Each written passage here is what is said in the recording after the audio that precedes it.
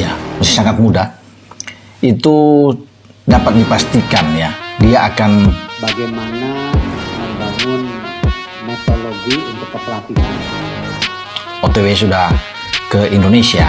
Pelatih Timnas Indonesia, Patrick Kluivert, berencana untuk memanggil 27 pemain dalam lanjutan putaran ketiga kualifikasi Piala Dunia 2026 zona Asia pada Maret 2025. Menjelang pemilihan pemain ke Timnas Indonesia, Rafael Struijk kembali tidak masuk skuad Brisbane Roar di Liga Australia ketika menghadapi Newcastle Jets. Rafael Struijk absen ketika Brisbane Roar meladeni perlawanan Melbourne Victory dalam pekan ke-21 Liga Australia di Suncorp Stadium, Brisbane.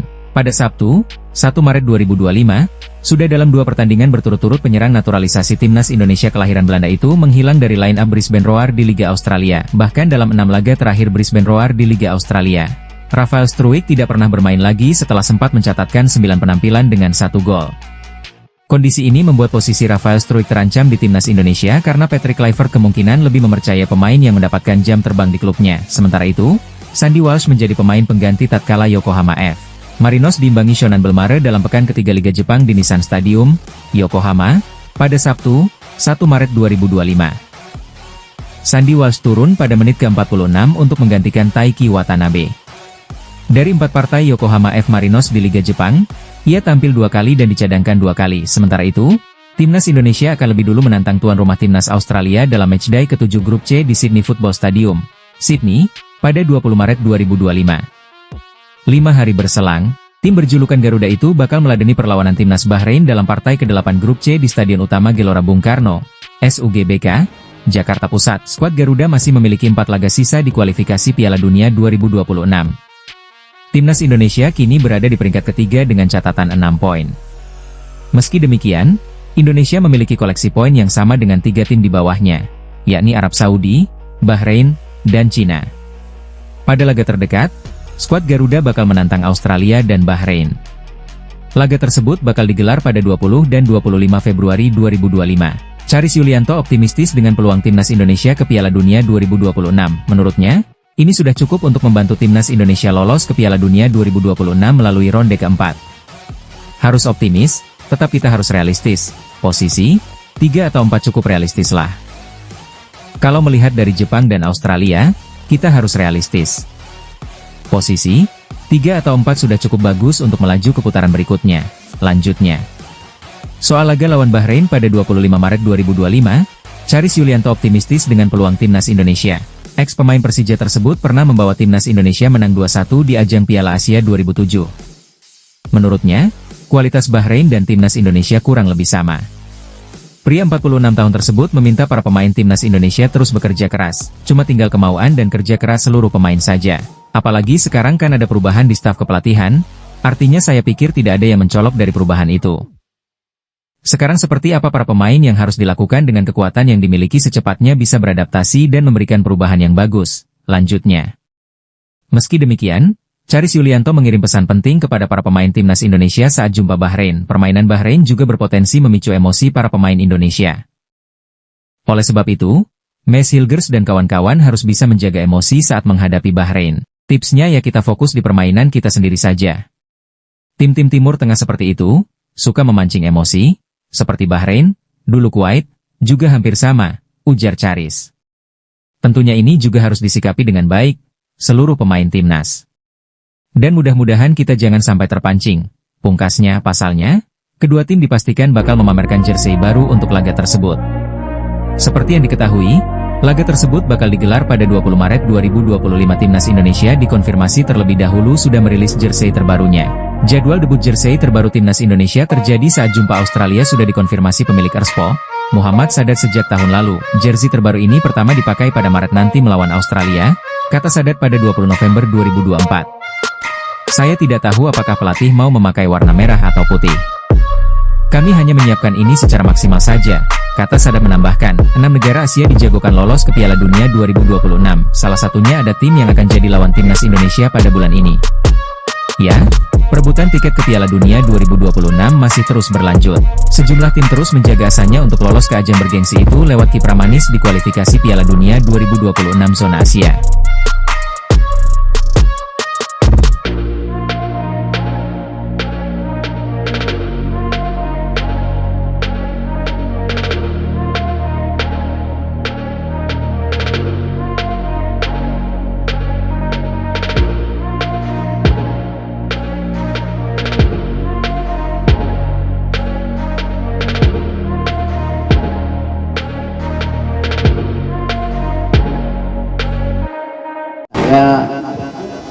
baru bisa mengumumkan technical advisor untuk tim nasional kita. Lamine Yamal dan Erling Haaland yang sempat digadang-gadang bakal ikut memperkuat timnas Indonesia di laga lanjutan babak kualifikasi Piala 2026 melawan Australia dan Bahrain terancam gagal. Pasalnya, kekinian dikabarkan bahwa proses naturalisasi Jairo Riedewald mengalami kendala alias terhambat. Bahkan anggota Komite Eksekutif, Exco, PSSI, Arya Sinulinga, mengatakan bahwa proses naturalisasi Jairo Riedewald untuk timnas Indonesia lebih berat dari Martin Paes. Lebih lanjut Arya mengatakan bahwa Ketua PSSI, Erick Thohir, bukan tidak ingin menaturalisasi Jairo Riedewald ke timnas Indonesia, tetapi terdapat kendala yang membuat terhambat. Arya tidak mengungkapkan masalah apa yang membuat Jairo Riedewald susah dinaturalisasi demi timnas Indonesia, tetapi diduga karena ia telah bermain buat timnas Belanda. Jairo Riedewald mempunyai 3 caps bersama Belanda di kualifikasi Euro 2016 pada September-Oktober 2015. Ketika itu, ia masih berusia 19 dan 20 tahun, Jairo Riedewald seperti kata Pak Ketua PSSI, Jairo prosesnya lebih berat daripada Martin Paes. Lebih berat, ujar Arya, PSSI pernah menghadapi masalah ketika memproses perpindahan Federasi Martin Paes dari Asosiasi Sepak Bola Belanda, KNVB, ke PSSI sesudah naturalisasinya selesai. Martin Paes menjadi warga negara Indonesia, WNI, pada April 2024. Namun, kiper FC Dallas di Major League Soccer, MLS, itu baru bisa membela timnas Indonesia pada September, tahun yang sama. Jadi, bukan kami tidak mau. Kami mau banget. Tapi ada masalah di sana. Secara administrasi lebih berat daripada Martin Paes, masalahnya mirip-mirip seperti Martin Paes. Tapi, masalahnya dalam beberapa hal dia lebih berat, imbuhnya. Sementara itu, jika dilihat dari statuta FIFA 2024 terkait kelayakan untuk bermain dengan tim perwakilan, Jairo Riedewald harus memenuhi beberapa syarat untuk memperkuat timnas Indonesia. Pada saat diturunkan untuk pertandingan terakhir mereka dalam kompetisi resmi dalam jenis sepak bola apapun untuk asosiasi mereka saat ini, mereka belum berusia 21 tahun, tulis statuta FIFA, bermain tidak lebih dari 3 pertandingan di tingkat internasional A dalam jenis sepak bola apapun untuk asosiasi mereka saat ini, baik secara resmi kompetisi atau kompetisi non-resmi. Setidaknya 3 tahun telah berlalu sejak diturunkan untuk pertandingan terakhir mereka di tingkat internasional A dalam jenis sepak bola apapun untuk asosiasi mereka saat ini, baik dalam kompetisi resmi atau kompetisi non-resmi. Tidak pernah berpartisipasi dalam jenis sepak bola apapun di tingkat internasional A di turnamen final Piala Dunia FIFA atau turnamen final kompetisi federasi, demikian tulis statuta FIFA. Seperti diketahui, timnas Indonesia akan dijamu Australia dalam laga ke-7 Grup C putaran ketiga kualifikasi Piala Dunia 2026 zona Asia di Sydney Football Stadium, Kamis, 20 Maret 2025. Pertandingan antara Australia melawan timnas Indonesia ini menjadi laga penting dan krusial bagi kedua tim. Pasalnya, pertandingan ini bisa menentukan siapa yang bakal menempati posisi kedua klasemen Grup C. Saat ini Australia memang menempati posisi kedua klasemen Grup C dengan mengemas 7 poin. Namun, posisi mereka belum aman karena tim berjuluk Soceros tersebut hanya beda 1 poin dari timnas Indonesia. Skuad Garuda saat ini berada tepat di bawah Australia dengan mengemas 6 poin. Oleh karena itu, siapapun yang meraih kemenangan dalam laga ini, dengan berada di posisi ini, tentu saja peluang untuk lolos ke Piala Dunia 2026 semakin besar. Pasalnya, tim yang finish di posisi puncak dan runner-up Grup C akan secara otomatis lolos ke putaran final Piala Dunia 2026. Sementara itu, tim yang finish di posisi ketiga dan keempat akan kembali berjuang di putaran keempat kualifikasi Piala Dunia 2026. Untuk itu, jelang pertandingan seru dan menentukan ini, Federasi Australia pun kembali menjual tiket terakhir untuk laga melawan timnas Indonesia. Football Australia akan merilis tiket terakhir yang tersedia untuk pertandingan putaran ketiga kualifikasi Piala Dunia 2026 Zona Asia Soceros melawan Indonesia di Sydney Football Stadium Sydney, Kamis, 20 Maret 2025, kick-off pukul 20 HEDT. Tulis Soceros sebagaimana dikutip bolasport.com dari laman resmi Soceros, Jumat, 28 Februari 2025. Sepertinya, pertandingan antara Australia melawan timnas Indonesia ini menarik perhatian banyak pihak. Pasalnya, sebelumnya penjualan tiket sudah dinyatakan habis pada 11 Februari lalu. Oleh karena itu, FA mengeluarkan kembali tiket tambahan dan bisa mulai dibeli pada Senin, 3 Maret 2025. Sejumlah tiket yang tersisa akan mulai dijual pada pukul 10 pagi, AEDT, pada hari Senin, 3 Maret 2025 melalui Ticketek.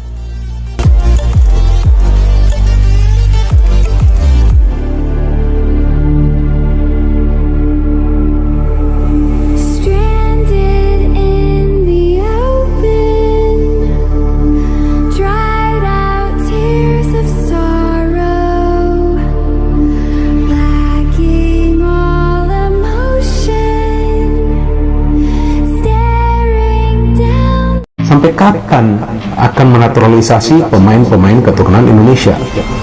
Ya kalau bagi saya jawabannya simpel.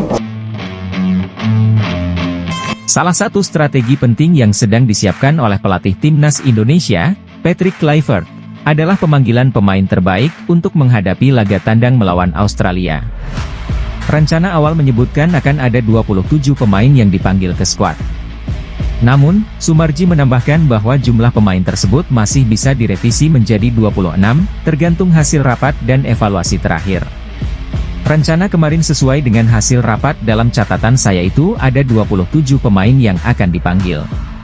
Tetapi nanti akan difinalisasi lagi apakah 27 atau 26 pemain, ujarnya. Kesiapan tim tidak hanya soal jumlah pemain, namun juga terkait dengan strategi dan formasi yang akan diterapkan. Coach Kluivert dikabarkan tengah mempertimbangkan opsi-opsi kejutan melalui pemanggilan pemain baru, yang diakakinya mampu memberikan dampak positif dalam laga melawan Australia maupun timnas Bahrain. Ada yang akan menarik dan itu nanti akan tersampaikan dalam kesempatan berikutnya, ujar Sumarji sambil menambahkan bahwa kebijakan pemanggilan pemain baru ini merupakan bagian dari upaya menyuntikkan semangat dan inovasi ke dalam skuad Garuda. Keputusan untuk mengirimkan tim ke Australia di tengah persaingan sengit di zona Asia merupakan bukti komitmen PSSI dalam mengembangkan potensi sepak bola nasional. Perjalanan ini diharapkan menjadi momentum untuk menguji kekompakan tim, strategi, dan mental juara yang selama ini dibangun oleh para pemain dan pelatih.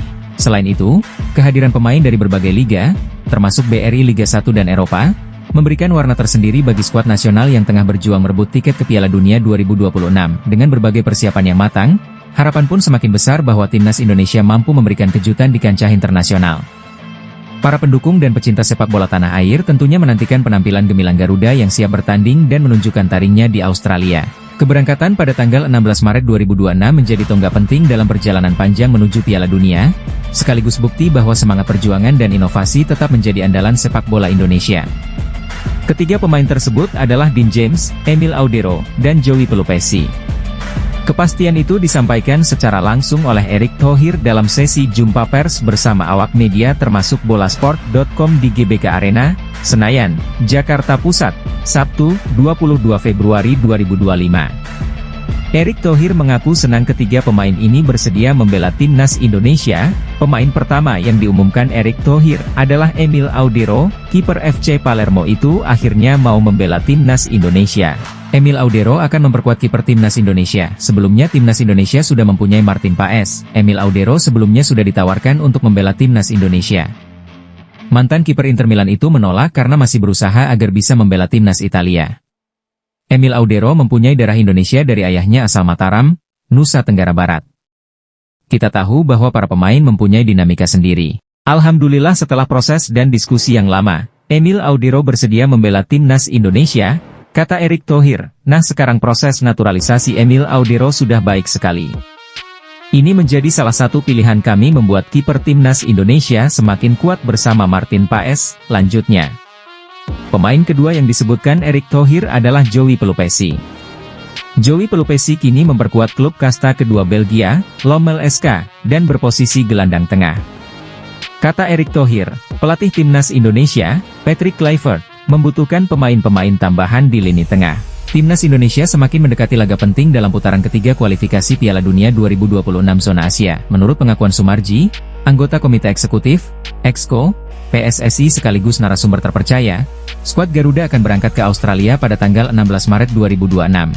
Keberangkatan ini tidak hanya menjadi momentum penting untuk mengasah kemampuan para pemain, tetapi juga sebagai kesempatan untuk memberikan kejutan bagi lawan, termasuk Australia dan timnas Bahrain. Pada 16 Maret 2026, saya, Coach Kluivert, dan anak-anak timnas Indonesia yang bermain di BRI Liga 1, berangkat ke Australia, ungkap Sumarji.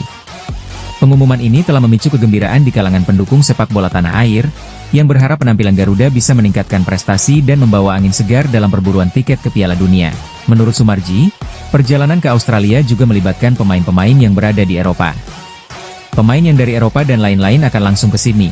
Jelasnya, hal ini menunjukkan kesiapan dan koordinasi tim dalam menyesuaikan jadwal pertandingan serta memaksimalkan kondisi fisik dan mental para pemain, mengingat jarak dan perbedaan waktu yang cukup signifikan antara Indonesia dan Australia.